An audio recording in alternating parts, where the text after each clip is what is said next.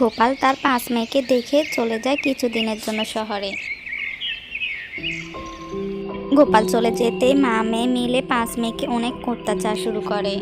ঠিক মতো খাওয়ায় না, সারাদিন মাটিতে শুয়ে থাকে। এই বাচ্চাদের জন্য তোদের বাড়িতে এসে একটু যে গল্প করব, সেটারও উপায় নেই। আমার তো মনে হচ্ছে এদের গলা টিপে মেরে ফেলি।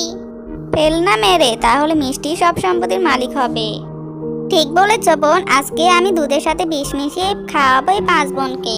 ও বাড়িতে এলে বলবো হঠাৎ মারা গেছে। তাই কর, আমি এখন আসি বোন। প্রতিদিন চুরি করে দুধ খাওয়াতে খাওয়াতে মেয়েদের প্রতি কিরকম মায়া পড়ে গেছে।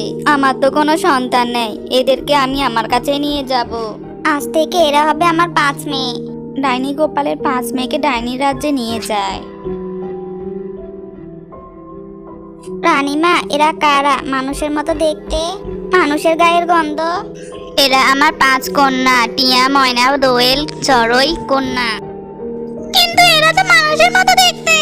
তাতে তোমাদের সমস্যা কি? আমি মানুষে যে মানুষের ছেলেকে বিয়ে করেছিলাম, তাই আমার 5 কন্যা মানুষের মতোই হয়েছে দেখতে।